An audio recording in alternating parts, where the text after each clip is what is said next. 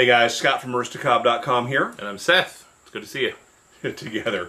The three of us, we are Markwood Men's Breakfast Club, and by the way, you are third of us, just in case you've missed out on that. Morning, boy. Good morning. That could not have been more confusing. Yeah. I even know what you're talking about, and I'm confused.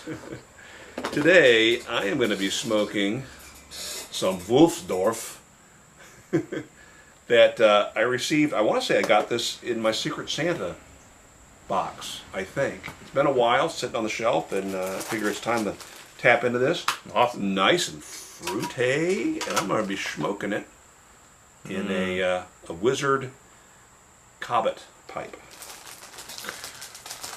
So, What about you, boy? What are you going to smoke in your what? Speaking of Christmas. we've got a little bit of time to film today. As I mentioned, my daughter was born last week. Was she? Yes. I missed that last completely. Thursday. Yeah.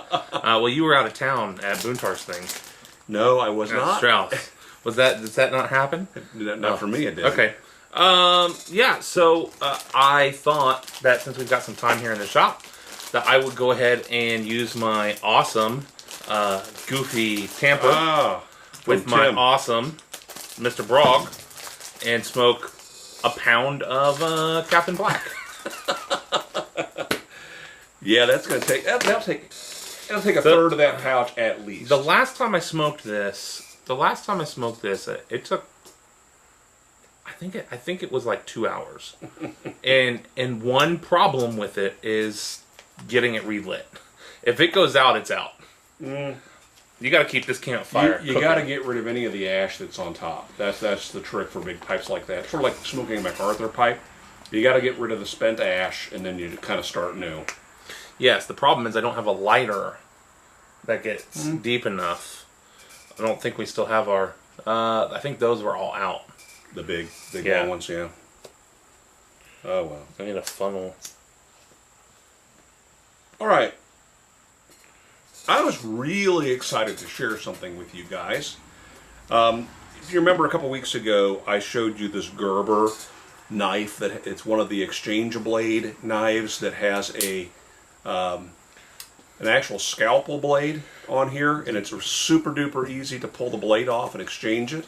They remember because they were all impressed that you didn't chop your finger off. Haven't yet.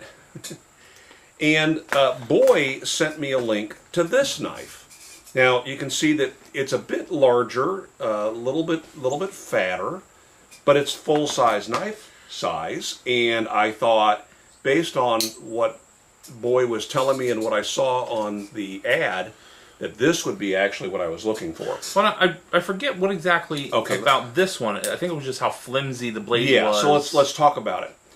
My biggest frustration with this one, I like it a lot, but even though the blade itself is about this long, you only can use about that much of it because it's got some backup material here that's supporting it.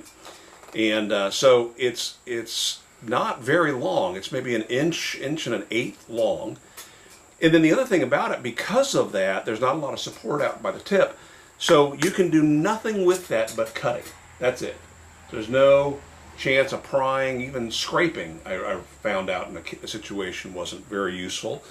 And what appealed to me about this one is it's got a much longer backbone on it, but that backbone does not interfere with the blade. So from the tip all the way back here to the hilt, I have full use of that blade. And watch, when I press this button right here, the blade comes out.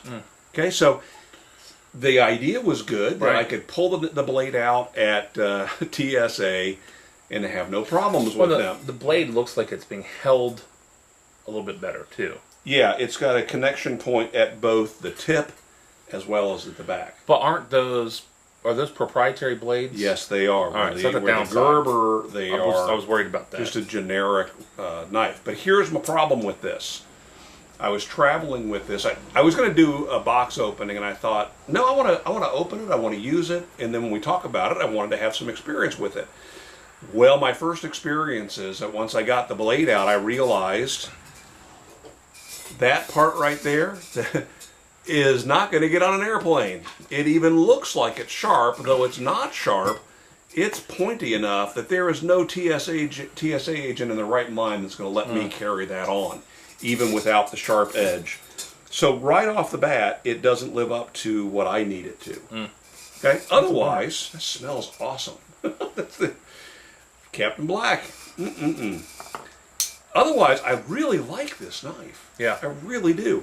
It is a liner lock. I'm sorry, a lockback. A lockback, not a liner lock. Which again, I don't like having to reach in here by the blade. I've taken my fingertips off before with knives that didn't lock, and this has got a real solid lock to it.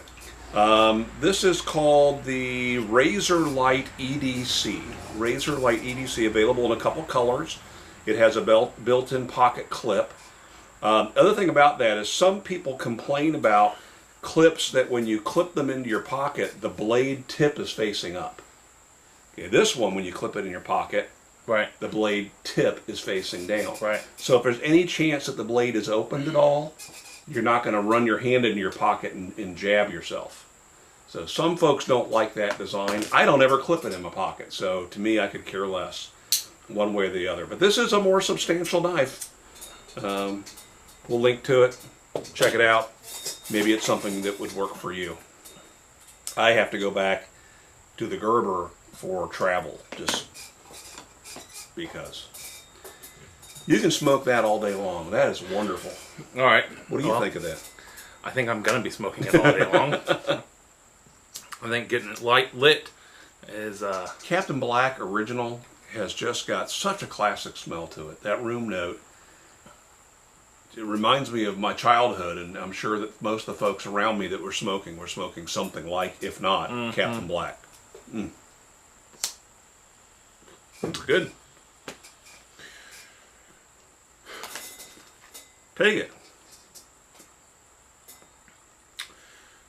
So I made some random purchases recently. And I was going to share some of those with you guys. Not all at once. So, since we're talking about EDC and knives, let me tell you about something that I saw that just struck me as funny and childish and funny. And something that you should carry with you everywhere. All the time, 100%, yes. I was on Reddit, and I don't remember if it was in an EDC forum or if it was just on the main page. And if you're not familiar with Reddit, you should definitely be on Reddit with caution, because Reddit is like going to a flea market, where some of the things are totally legit and awesome, and some of them are so sketchy you really just want to go home and crawl into a ball and cry.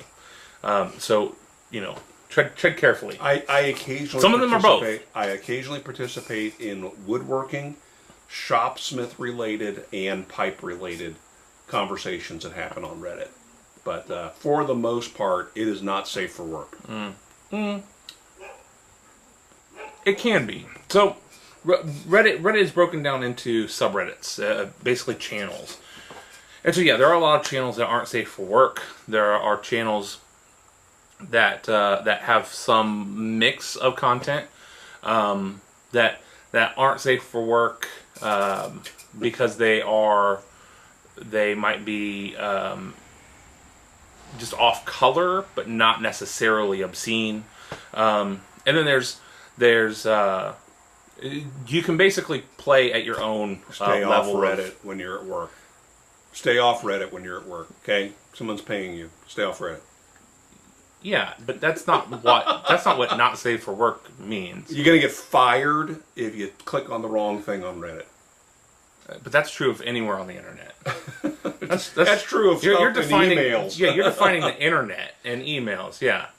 When I think not safe for work, I don't think wasting time.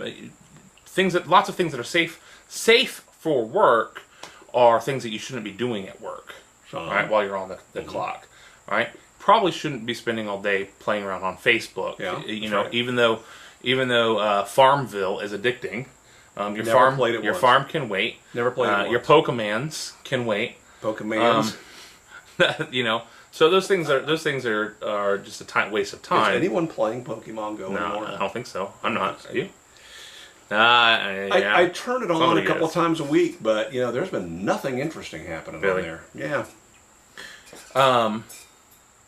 Call me when I can fight my Pokemon. against him. Right. I think that in general, the vernacular, accepted understanding of not safe for work is if you had to explain why you were looking at this to your IT supervisor or to your boss, then you probably shouldn't be looking at it at work. Right? Okay. So, back to Reddit. So, on Reddit, you can subscribe to channels and unsubscribe. It's great. Can be, if you're looking in the right places. So, one of the channels I subscribe to is EDC, or Everyday Carry, which is where most of the posts are people who will post a picture of the things that they carry in their pockets every day. And to my wife, that sounds just so boring and stupid, and I find it really interesting because what you get is pictures of, you might have a picture of this sitting out on a table, and that's it. And but as a viewer, I look at that and I say, oh my gosh, that knife is awesome. Yeah, one of those thises is actually kind of cool. Really cool. And so one of the, for that particular channel, one of the things, or subreddits, one of the requirements is you have to list what every item is. And so you can find it, hunt it down, buy it. So somebody had posted a question, what is I think it was something like, what is the best use of $10? The best value of $10. So what is something that you've purchased online that you would say is really just phenomenal value for $10? Stainless steel Sharpie. Nice. Can you still get those? Yes. They're hard to find, though. Yeah. And I'm worried about that. Refills are hard to find.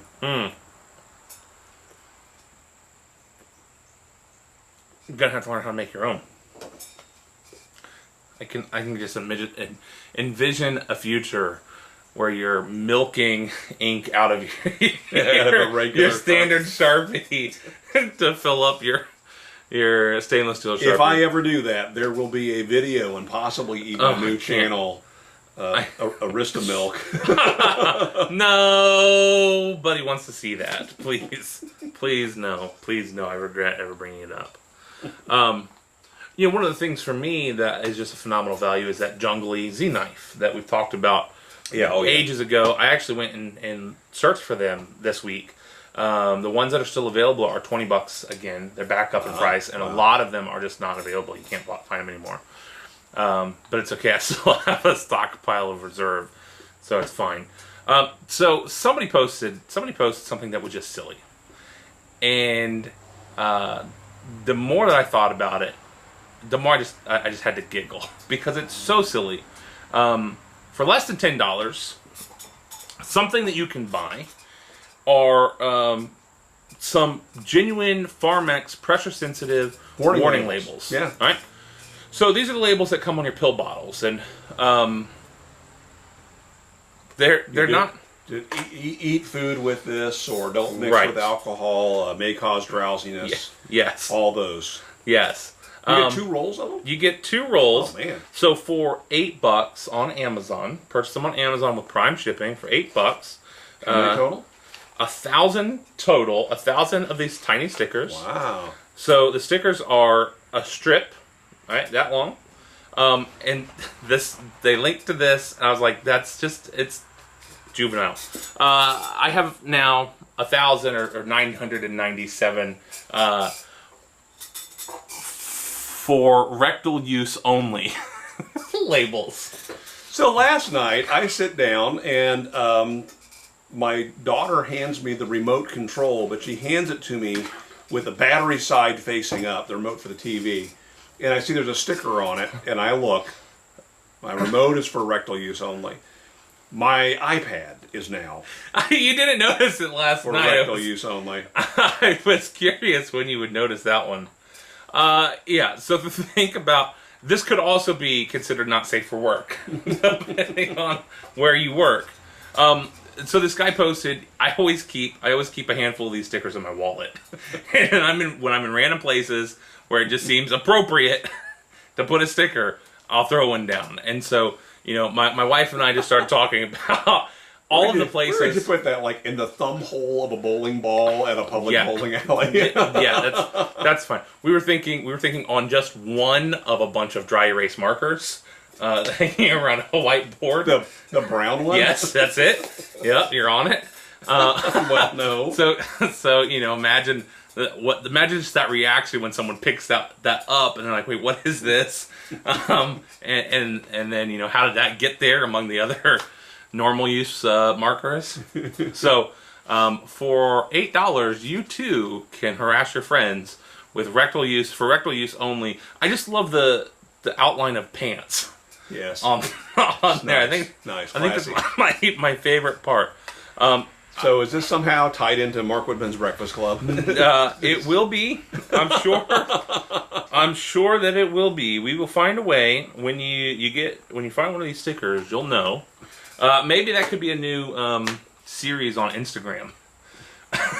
Hashtag rectal use only. You know it's out there. Someone has already used that. Wow. Oh. Yeah, just pictures of places that you put the stickers. So I know it's stupid, but it's totally worth $10 to me because the possibilities are endless. So you've now looked deeper into the mind of Boyd than you've ever wanted to look. You're welcome. You're welcome. Not safe for work. Hashtag. Rectal use only. Yep.